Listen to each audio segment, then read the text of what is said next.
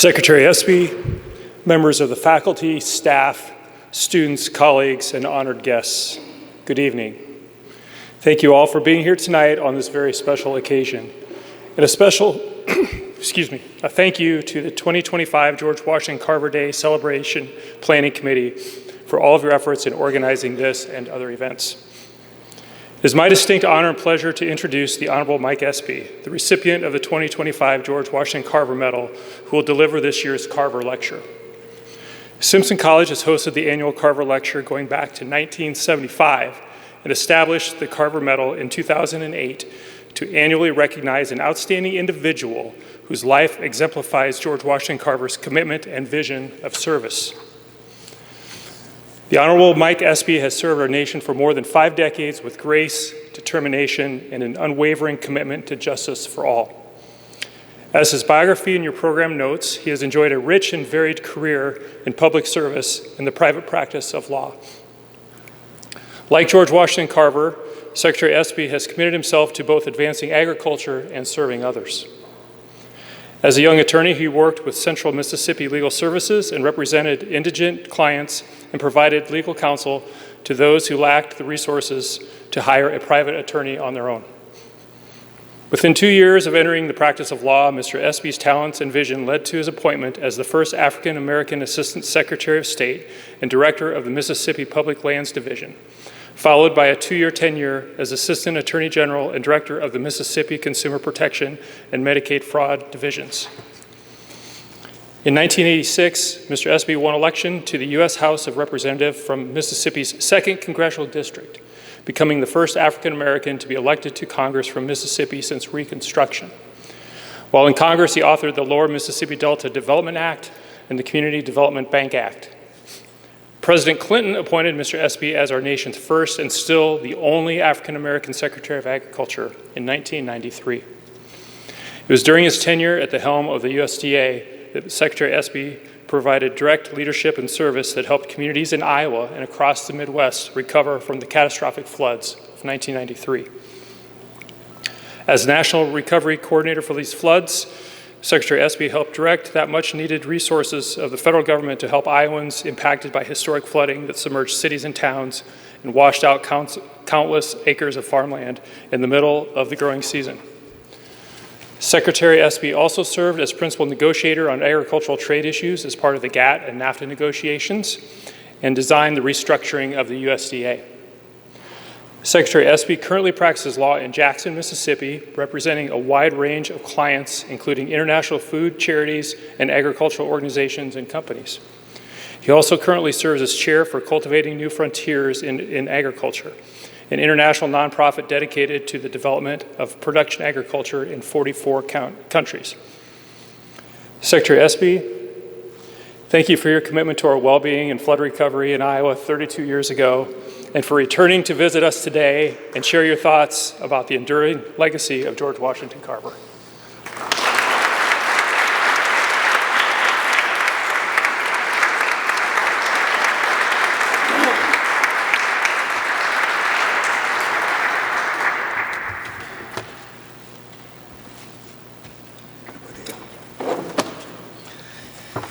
Hello, Simpson. Excuse my voice. This is the best you're going to get tonight. To President Byers, to the administrators, executives, faculty, staff of Simpson College, to the clergy, to all of those on the dais, to all in the audience, to Seth Anderson, who picked me up today and fed me and told me all about this wonderful college. To his colleagues in the Carver Public Policy Center, to those associated with the Carver Day Planning Committee, but most especially, I just had lunch with students here at the college, and I want to thank them for indulging me in all of my stories. So, thank you so much for inviting me back to Iowa. This is my first time at Simpson, and actually my first time in Indianola. But, you know, anyone who's been Secretary of Agriculture knows a lot about hour. So I've been here multiple times. When Bill Clinton was running for president in 1992, I had a much better voice then, and I was a circuit speaker all over this state for Bill Clinton. I was vice president of the one of the organizations that developed this platform. And they sent me everywhere here around an hour.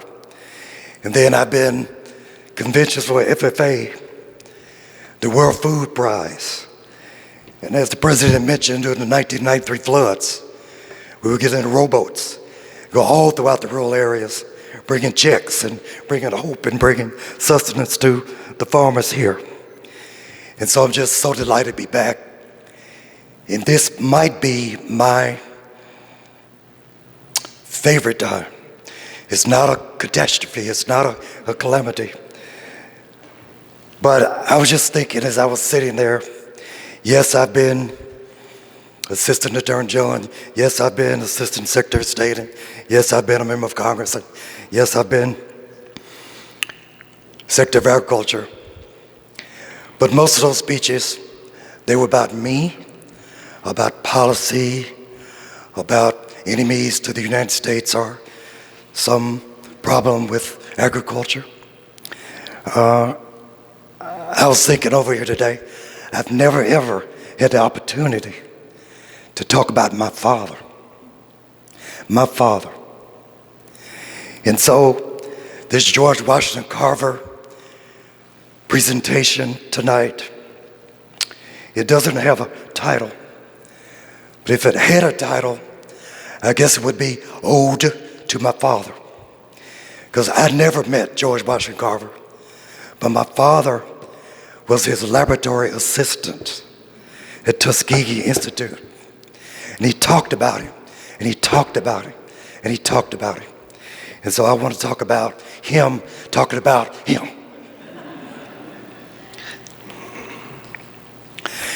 I'm also glad that we could work out the schedule, because when Seth called me last year, this ceremony was on January 30th, 2024, and he had asked me to be the awardee. Of course, I jumped at the opportunity, but I told Seth that I could not do it because I wrote in Harvard University. As old as I am, and as great as I am, I accepted a fellowship at the Harvard School of Business. It was pretty intensive. You know, it was an on-campus study, nothing virtual. You had to be on campus for a year, from January the 6th through our graduation, which is on December 12th. And so I just had to be there. But I told Seth that if you could defer it by a year, it would be my honor to come here to accept the George Washington Carver Medal. And I tell you why I went to Harvard. And that was my mother's fault. I'm full of stories. Here's why I went. I'm from Yazoo City, Mississippi. It's about a population of Indianola. It was 17,000 people in town. And very small, everyone knew everyone else. And I have a twin sister.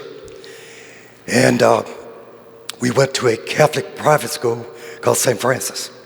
And that day, there was a spelling bee, and I'd beaten my twin sister. And I'd beaten everybody else in my middle school class.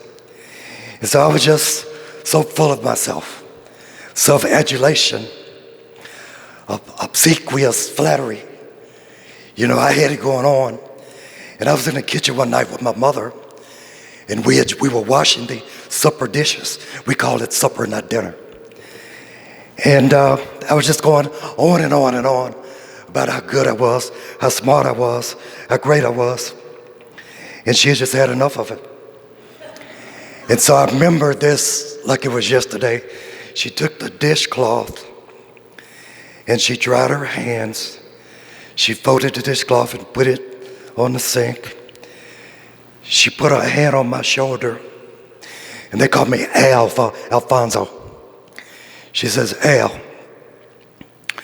what you don't know will make a new world. So it was humbling. My mother had just called me out. My mother had just put me down. But she was right. Back then and even now, there's much I don't know that would make a new world. So I believe in lifelong learning. I believe that no matter what age you are, you can never stop learning. You can never stop trying. You can never stop doing. You can never stop exercising. And that's why I accepted that fellowship at Harvard. And I really, really enjoyed it. Sitting tonight with the students, talking about their futures and their majors and their countries that they want to visit. I did the same thing at Harvard, sitting beside these little 90-year-old geniuses, just like I sat today here with them. And that keeps me young, it keeps me alive, and it keeps me doing. So my mama humbled me. And those students at Harvard humbled me. And the students I'll probably be talking to tomorrow humble me. And my father humbled me. Now, as I said before, I personally never met Dr. George Washington Carver, but I researched and researched everything I could within the space of the time that I've given. I call my older brothers. You know, I'm the last child born, my twin sister and I. And my father died when I was a second-year law student. And I went away to college. I went away to law school. So in his prime years, I wasn't there, but they were. And so I talked to them about our father, Henry Espy Sr., and his remembrances of Dr. George Washington Carver. And there's just a flood of memories. So I've tried to capture some of them. And I want to talk about that tonight. My father, Henry William Espy Sr., was also from Alabama, Dothan, Alabama. I recently found out that his father was white, married an African-American woman, my grandmother. He never talked about his father. It was mostly about his mother. And they were extremely poor. His father gave him 50 cents to go to Tuskegee Institute. That's the only money his dad ever gave him. And so he worked his way through school. He enrolled in Tuskegee Institute. And there he met Dr. Carver, and his life was changed.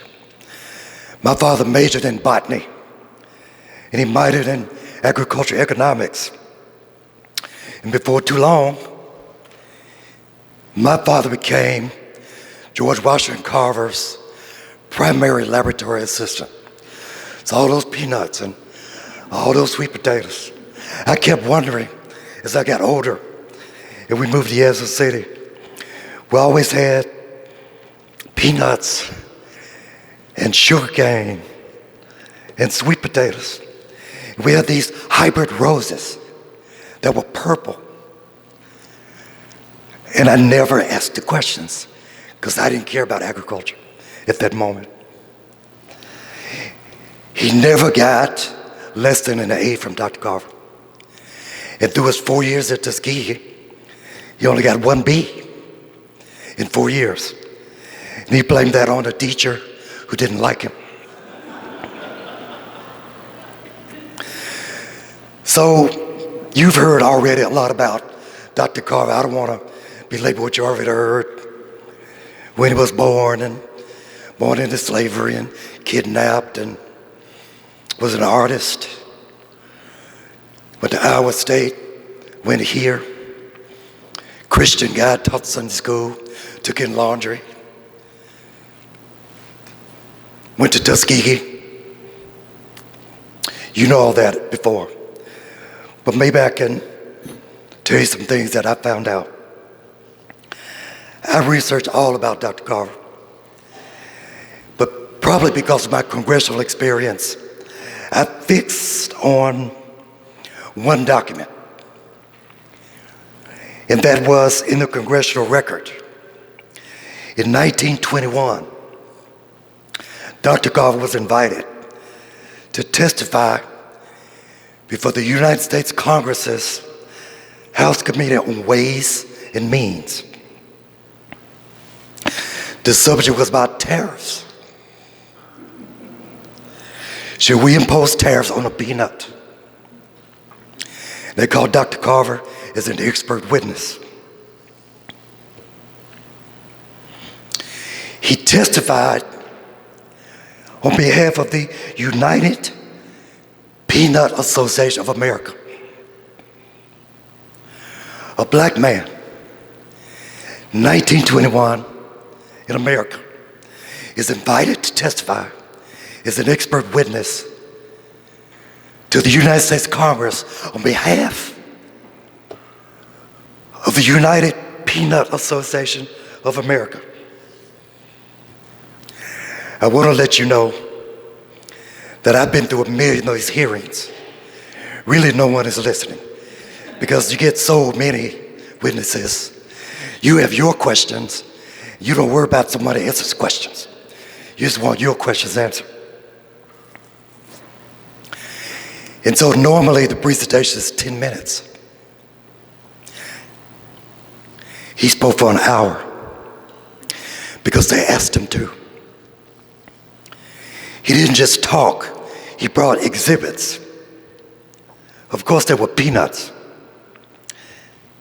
He reached to a bag, and out came crushed peanut cakes, peanut flour, peanut meal, breakfast foods made out of peanuts, peanut hulls that are used to scour tin, to manufacture tin plates, peanut animal feed, peanut candies, peanut butter, peanut margarine.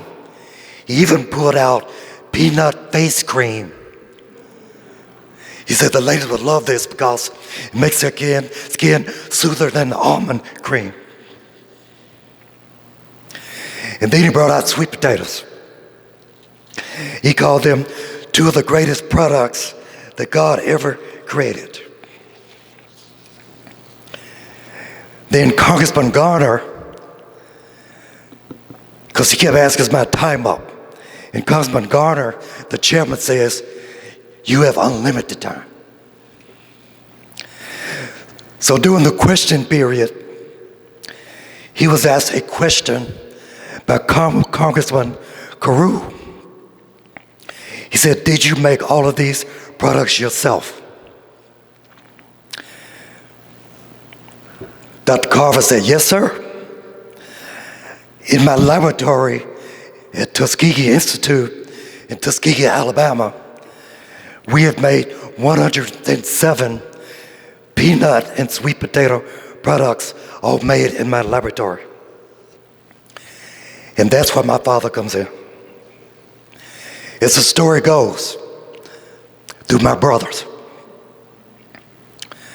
My father was a sophomore at Tuskegee. And everybody knew this about Dr. Carver. He's brilliant, he's smart, he's audacious, he's humble, he's spiritual, yes. But he didn't dress well because he didn't care about how he looked. He wore rumple suits and disheveled coats. Sometimes they were sort of dirty. But he always wore a flower in the lapel. A carnation, a daisy, a cut rose. On the contrary, if you think I look good, you should see my father. He go to class with Stetson hats. He go to class, pulled together. They call him tight. He was a tight dresser, my father. Nothing slim, tall, good looking. And so one day, he was walking outside Tuskegee campus and he saw Dr. Carver coming down the sidewalk. And Dr. Carver, of course, had the signature flower in the lapel. My father didn't have anything in his. So he wants to get Carver's attention. So my father reaches down and pulls a weed, folds it up and puts it in his lapel. A common, scraggly, dirty weed.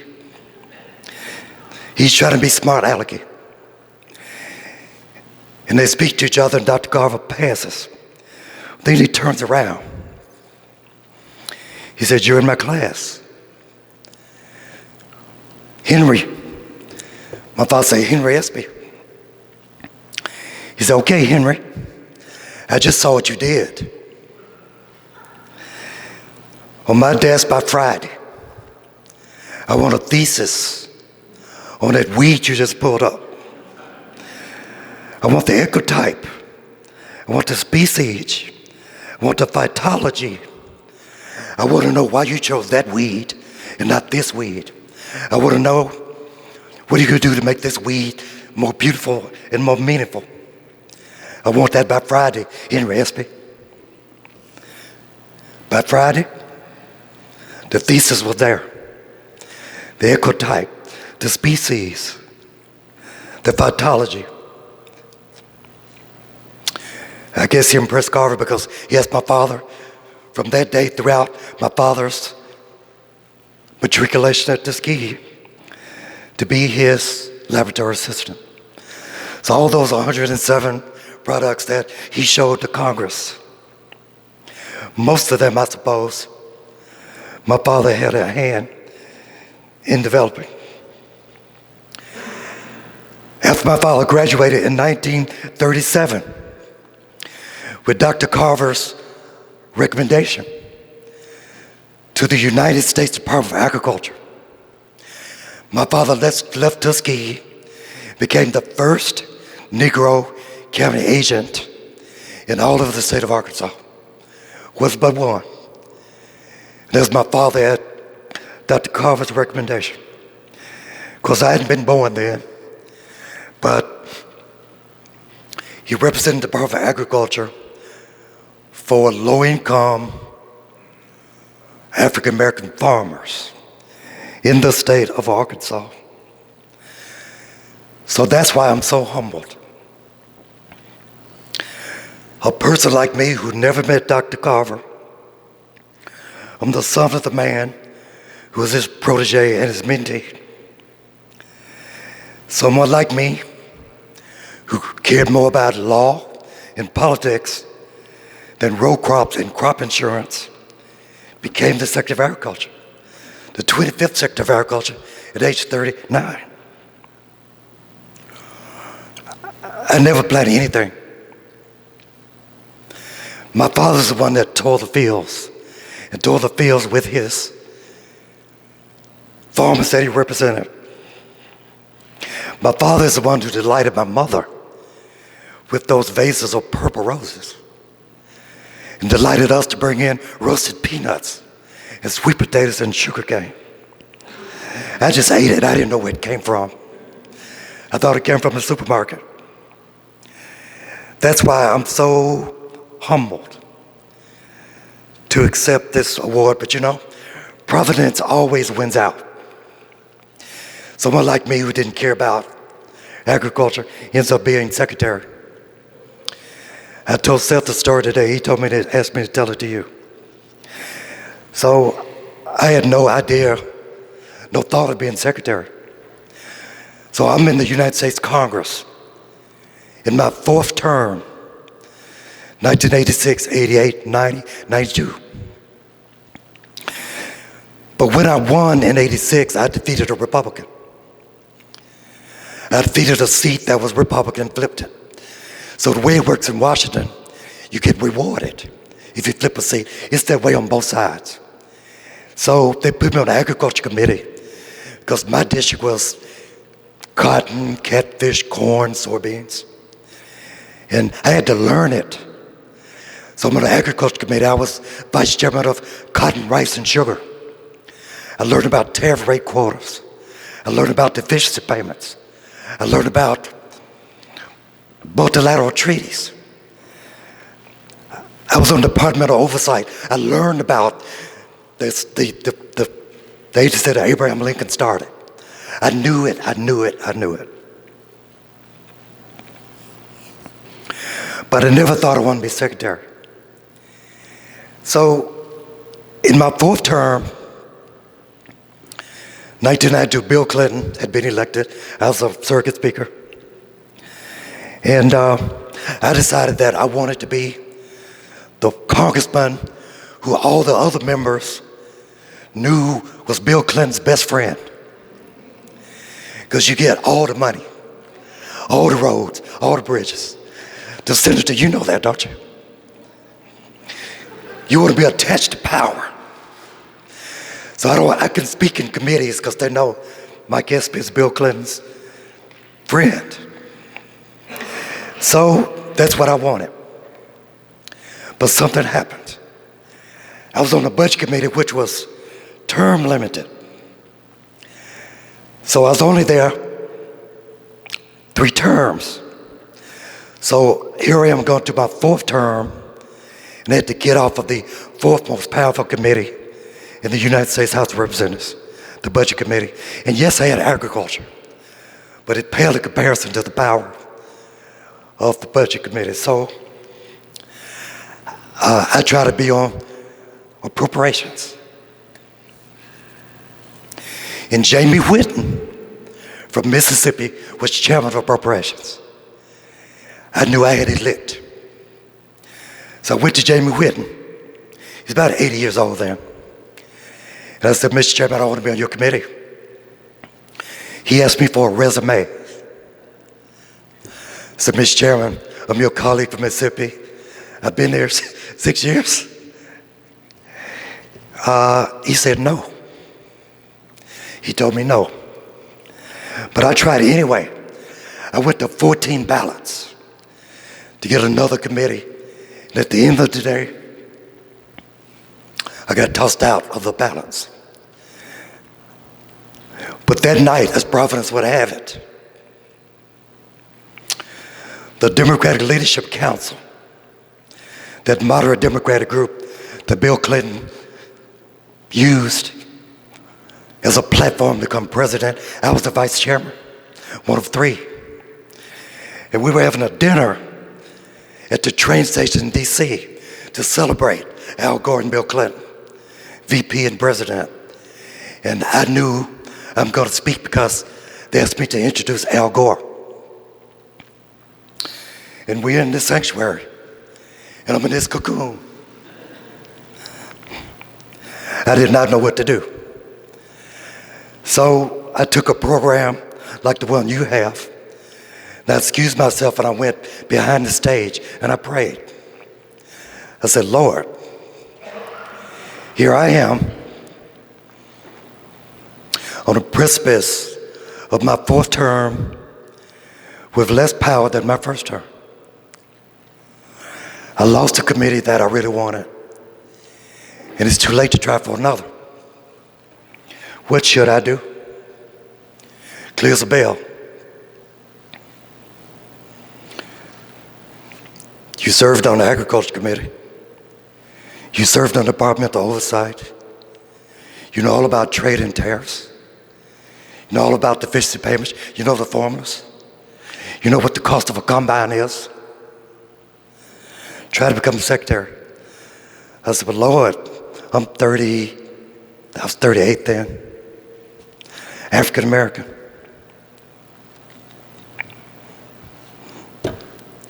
He said, so what?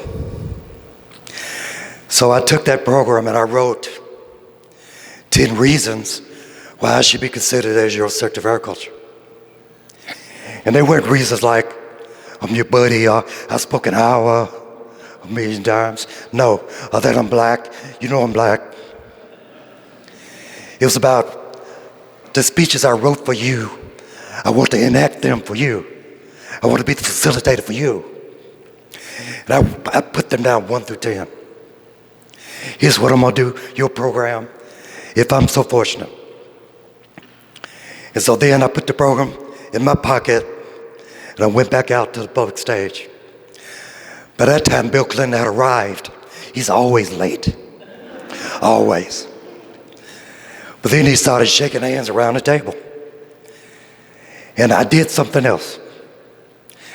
Because sometimes I don't follow rules. I said, now I'm about to jump over everybody. I'm going to make somebody very angry.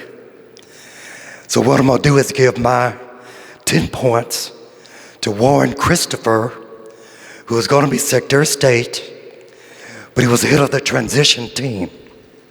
So I'm following protocol. So I gave Warren my note. So Bill Clinton came in, and he got to me to shake my hand. There's my opportunity. I said, Mr. President-elect, I have a note for you. He said, where is it? I said, I gave it to Warren Christopher. He said, Warren, where's Mike's note? He gave him a note. And just as I was about to stand to go to the podium to introduce Al Gore, he was reading my note. That's the slowest walk I ever made. I followed his eyes from point 1 to point 10. And when he got to point 10, at the lowest level of his nod, he looked up at me. He smiled. He gave me a thumbs up. I said, Lord, is this easy? It wasn't. I had to go through the FBI, the congressional hearings, but I made it. And I thought about my father then, who had long since died. Should have been in that seat. He had the academic prowess. He had the pride, the interest. He had all of the qualities. He was calm.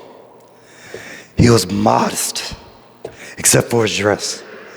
And I said, okay. And then the first day after I was sworn in, my office was probably, my personal office, half as big as this church. So I'm sitting in this huge office. It was one of 4 that secretary has. And I'm looking up saying, my. I have 124,000 employees. 80 offices around the world.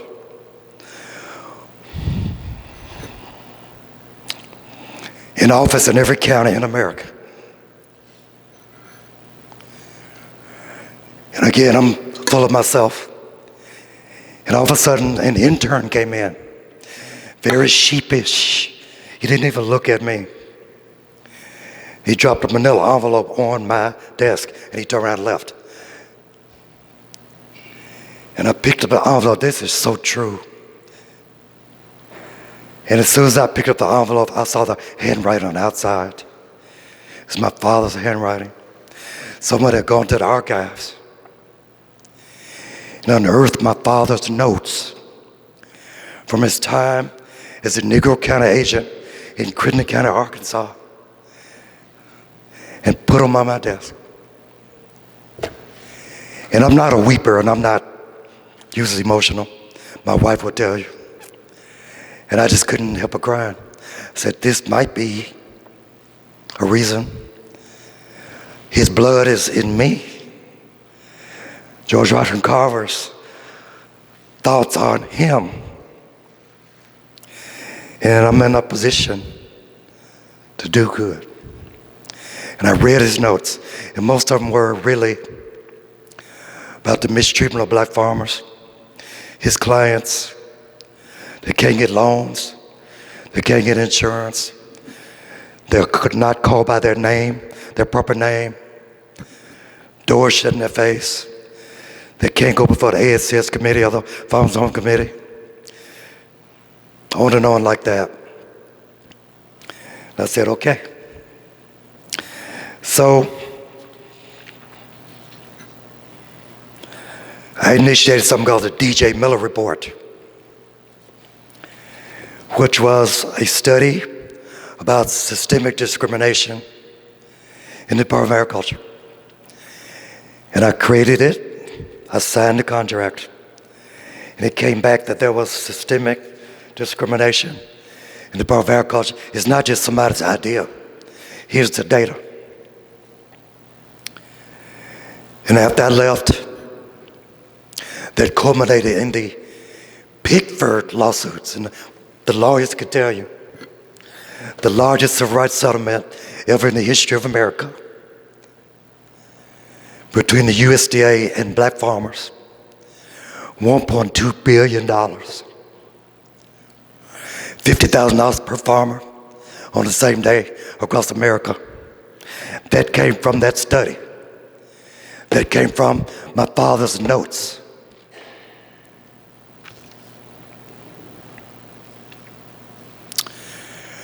I also read a speech that my father gave 20 years after he graduated from Tuskegee.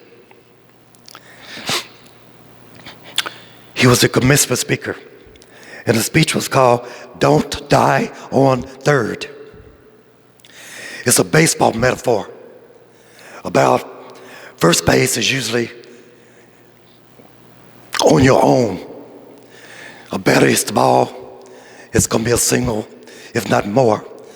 But at least you're going to stop at first base pretty much on your own power and skill. But to get to second base, it probably takes a fly ball or another batter that connects with the ball. And the same thing about on third. There might be an error by the opposing team to get you on third, but once you get on third, all the attention comes to you. How are you going to get home? Are you going to steal? Can you trust the batter to hit a home run or another single? But it's really on you. And my father said, as comparison to George Washington Carver, he said,